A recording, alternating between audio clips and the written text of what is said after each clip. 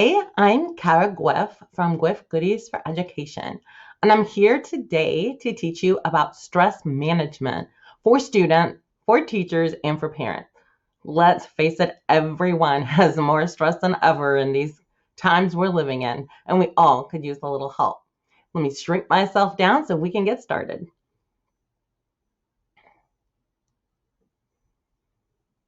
If you would like a copy of this presentation, because there are quite a few links to resources that I use, you are welcome to get one. The bit.ly right here is what you need. So I'm going to just sit here a couple moments so you can take a picture of that, write it down, whatever you need to do, so that you can have the presentation with all the links and you don't need to worry about writing everything down as we go.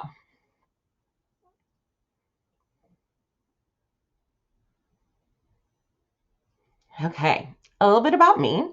I am a special education teacher. That's my heart and passion.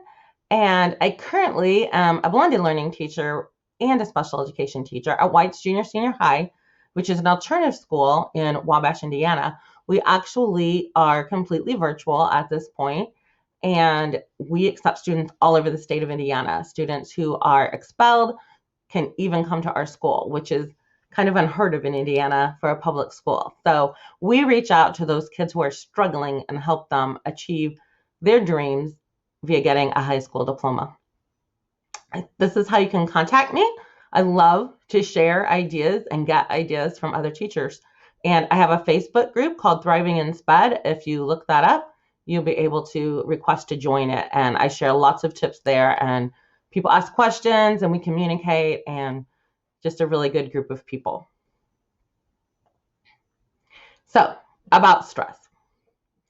The first thing is important to know before we get into how we manage it is everyone has it. Like, it goes without saying, really, but we all feel bad when we're feeling too stressed out, and kids feel that too. And so they associate stress with something bad. And so my second point is it isn't just a bad thing. If we never had stress, we would never run from danger. We need stress in our lives. If a bear is coming out of the woods and growling, we need to feel stress so that we get out of there. If we are doing too much of something, we need to feel stress in order to be able to change our habits and practices so that we're being better. So it's really important for everyone to have that idea of stress, that it's okay to have stress. It's not just a bad thing. And parents need to model that with kids and talk to them about their kids, and teachers need to talk to it like that with children, because children will follow our model. And then my number one tip for managing stress is all people need to be applying more grace to everything. Nobody's perfect. Everyone makes mistakes. However, especially in these times with this COVID pandemic going on, people are shorter than usual. Their patience is thinned because everyone is in high stress.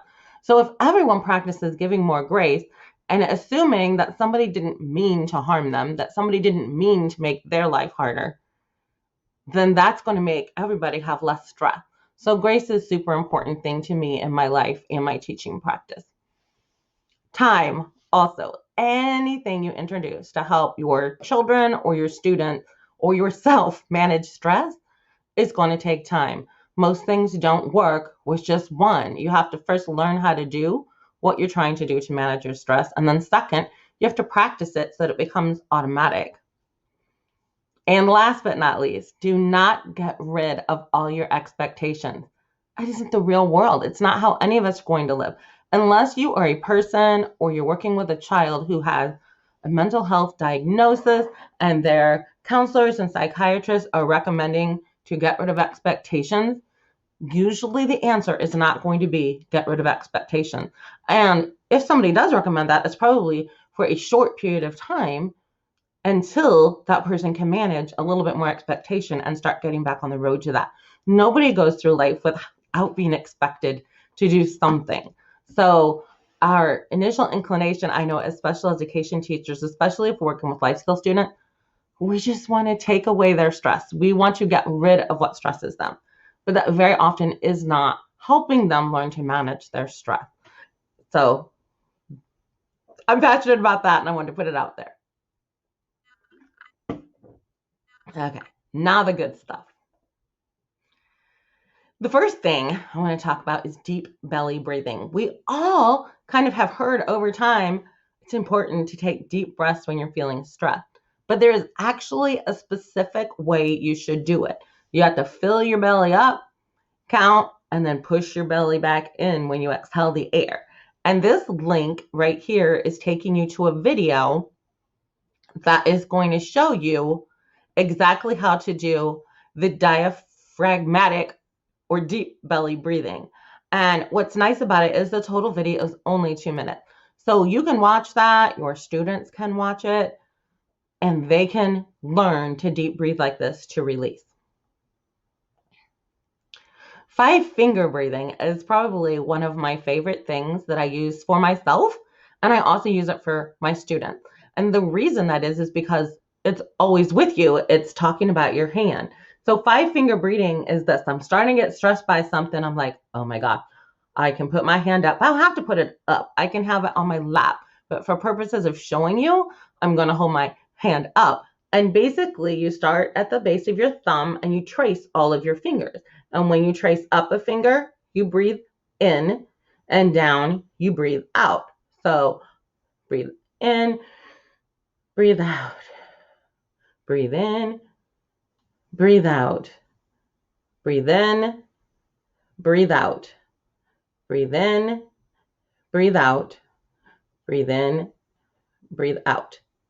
Now, the hardest part of this is teaching kids usually not to go woo, woo, woo, woo, woo. It's not helpful if you're going that fast on your hand, but it can be repeated if once isn't enough. And the idea of most stress management tools, I don't know if you're aware of this, but it's to get your brain thinking about something else. So if your brain is thinking about, oh my gosh, I have to go to lunch and so won't sip on me and it's going to be terrible, you have to get your brain off of that in order to start managing your stress. And so putting your hand up, touching it, and having to think about, oh, I have to breathe in, breathe out, breathe in. Like, it's not automatic. If I go like this and I'm talking, I can't even breathe in and out at the same time. So I can either think about, oh my gosh, I have to go to lunch and my friend won't sit by me, or I can think about breathe in, breathe out, breathe in, breathe out. And that's why that's one of my favorite methods. I hope you find that useful as well. Get enough sleep. I cannot stress that enough. We know it, but our lives get so busy that we forget to do it. So parents, make sure your kids are getting the right amount of sleep if they are stressed out. Make sure you're getting the right amount of sleep if you're stressed out. And teachers, get enough sleep. It's so hard. There's so much put on us right now. I know. I get it. But if you don't make time to sleep, you're going to get less done the next day. Studies prove that we are less productive without sleep and we are more stressed. And both those things lead us to not have a great day the next day. So I know it's hard. I live it too. But put something aside and get to sleep. I use an essential oil lavender in my room and I diffuse that while I sleep. I'm very sensitive to lavender. Some people are not. But I breathe lavender and within like 3 breaths, I'm gone for. So I really like that when I have trouble getting to sleep. But use what you need to that helps you sleep. But I'm going to point to this sleep study and I put a link in there for you. So we can go down for parents. This has all ages of kids and how much sleep they should be getting. So that can be helpful. But as you scroll down through it, got to get to the next page. As we scroll down through it, we've got our school age kids starting to have, and our kindergarten first graders should be sleeping 10 to 12 hours a day. 7 to 12-year-olds should be sleeping 10 to 11 hours a day. So that's through 6th, some part of 7th grade. So from 2nd grade to 7th grade, our kids are needing 10 to 11 hours of sleep a day. 12 to 18, that's our junior high and high school student. Now they're needing 8 to 9, which is still a lot of sleep. And most teenagers are not getting anywhere near that when they have studies. So just keep that in mind. It's important. We need sleep to function properly.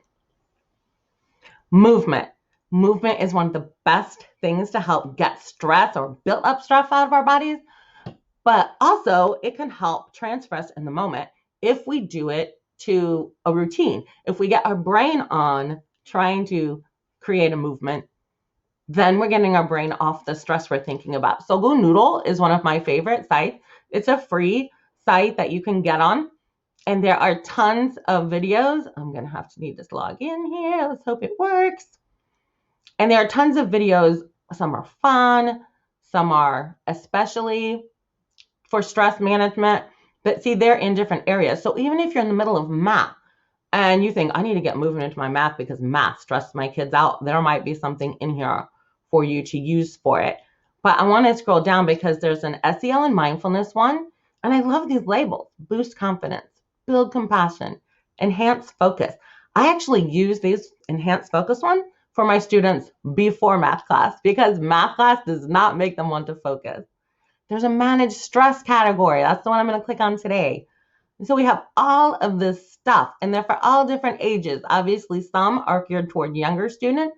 Some are geared toward lower. But this bunny breath, it's a way of breathing that helps kids as well, different from the 5-finger breathing. I've done that before. There's snake breathing. Just the melting one is awesome with students. I find students with autism really like that, and they melt down when you work with them. Just go with the flow. Manage frustration. We're going to do some exercises. These are ones that are for more older students. They don't look as childish. But look at all of that in there. And it's all free. Now, some of this is locked, so you can get more if you pay. But look how many rows were free. 1, 2, 3, 4, 5, 6, 7, 8, 9. 9 times 4. 36 free lessons. So check it out. It's a good resource. Calm down battles. I find that kids of all ages, including myself, I'm a kid of all ages, it's those bottles filled with glitter that just mesmerize students, and they do help us calm down. I had a student one year that during his state testing, he was so stressed out, and he loved my glitter jars. And so this is what I'm talking about. It's just this glitter jar here. You shake it, and then the glitter floats around. And this video that I've linked show you how to do it yourself, because it has like a ratio of glue and water to make it thick enough so it's like a gel, so that the glitter doesn't just sink automatically.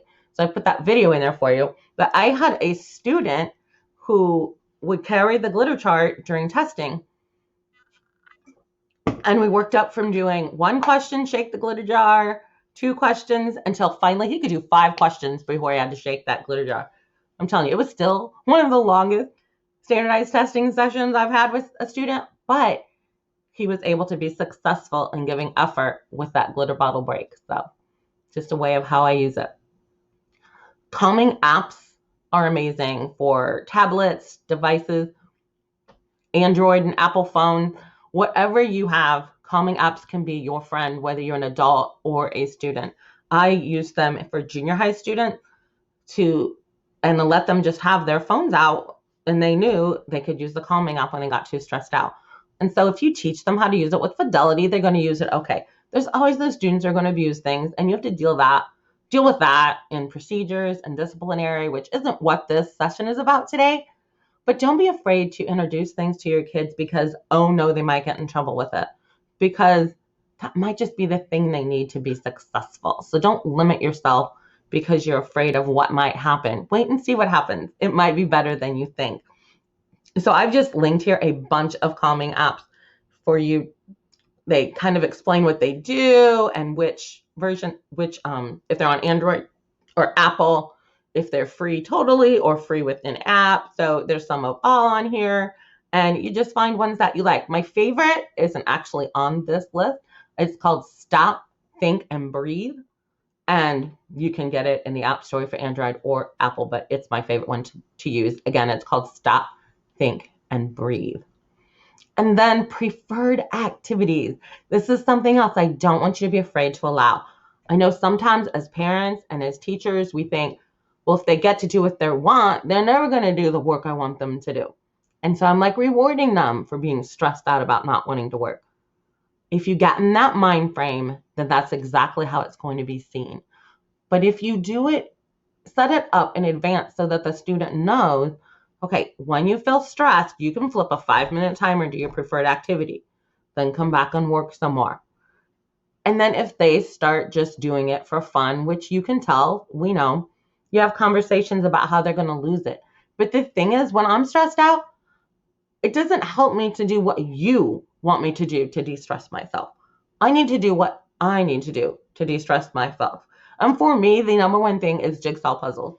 I always have a jigsaw puzzle in my classroom. And if you come in my classroom and find me working on the jigsaw puzzle, unless it's an emergency, I suggest you turn around and leave. I am de-stressing when I'm doing jigsaw puzzles. They take my mind off of what's bothering me and help me have a calming spirit. For some people, it would stress them out. So it has to be what works for you. I actually have a jigsaw app on my phone as well that I like, and I love to play Candy Crush. But if you tell me, go listen to this music that will calm you down, that might not work for me and you might increase my stress. So we have to be able to do what our preferred activity is to get out of stress. And then the last thing sorry about that. The last thing I want to talk about is the stress management break area. Now, the stress management break area can be anywhere that you can make work. So it can be a space in a classroom that's completely blocked off and only used for stress management. In your house, you could have a space like that. Like, don't have a timeout corner, have a de-stress corner instead. And in that space, you're going to want to put things like coloring books, paper that they can write with, markers if they like to color and draw. You want to put their favorite music that they can access. You want to have different textured things like a fuzzy pillow or a blanket, because some people, when they wrap up, it helps them calm down. It doesn't have anything to do with being cold. And I know with coronavirus, that has made everything a bit more difficult, but you could have blankets, small blankets put into like 2-gallon baggies, and each child has their own. You could ask parents to send them in. At home, obviously it's different. You can provide what you want for your student. But some teachers, some families don't have space in their home to make this de-stress area. So you can use a basket and have this basket full of things, and then it can go with you. It can be in the car. It can be in the living room. It can be in the bedroom when you're trying to get ready for bed. It can be on a shelf in a classroom. And so a student knows where to use that and can grab the basket and get preferred activities for them. In schools now, I have a lot of teachers that are using individual stress baggies. They'll take those gallon bags and put a few preferred items in there for each student so they can grab their stress bag. And that's a way that we can make that work still in the parameters that we have with the virus being so active right now. But it is so important that students have a thing to do when that stress kicks in, and that teachers do, and that parents do. We don't want anybody being too stressed out, because that is not fun. Whoops. And the last thing I have is a link to a virtual calm down room. And it's hidden under this. I'll have to wait for that to go away so I can click the link. But the virtual calm down room is something you can use in virtual spaces. So as a parent, you could provide this for your child to have open. Okay, what am I going to do? Because I can't click on it. It goes, this is interesting. There. It's not gonna let me click it because every time I click that happens. Okay, let me escape out of this. I'll go to a different way. It shouldn't, if you get a copy of the presentation, it will not be in present mode, so you will be able to click on that. Let me see if I can get to where I can click at it. There we go. How do you get out of present mode? Because I want to show you this. It's really cool. So as a teacher or as a student, when you click that, you'll be forced to make a copy of it. And then you can provide this to your students to use in a breakout room if you're using Google Meet or Zoom virtually, or just share it with them and they can tell you, I need a stress break, and they will go to this. So this is mine, and here's me relaxing on it. But when you get it, you'll have edit access to it after you make a copy. So you can get rid of this. You can put you in there. This is just my Bitmoji. You can put, I had thought about putting a cat and a dog on there and linking it to some cat and dog videos because students seem to like those. But every place you click in there except me is going to take you to a calm down activity.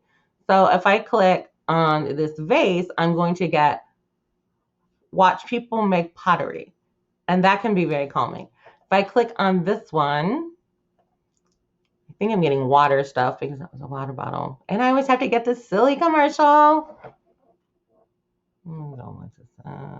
Bad. There we go. And so that bottle is going to give us, oh, it appears like we've got fire things to watch. Interesting. Okay, now I'm mesmerized. I haven't clicked on this one that much.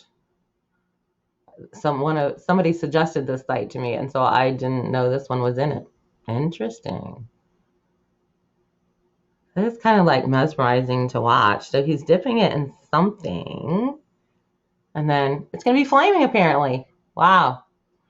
If I go to this, I watch a screen that's something like a lava lamp moving around. If I go to the window, I'm going to see some nature things when I click on that. Oh, this is the water one I was thinking of. Little sea animals and stuff. The lamp is taking you to some lights that you can watch. So you can put whatever on there that your students like, and each student can personalize it. But I love this. I see it's not a water bottle. Sorry, I just realized it's like a can of something to spray that's flammable. No, I get it. I thought it was a water bottle. Anyways, so there we have it. And I remind my students, don't forget to set a 5-minute timer or whatever time you want for them to do that. So I enjoy making this video for you and sharing my stuff. Again, this is how you can get a hold of me, Kara at guiffgoodiesforeducation.com, or my Facebook group, Thriving in Sped. And if you missed, here is the link to get the presentation for your own use so you don't have to find all those websites on your own. Thanks for tuning in.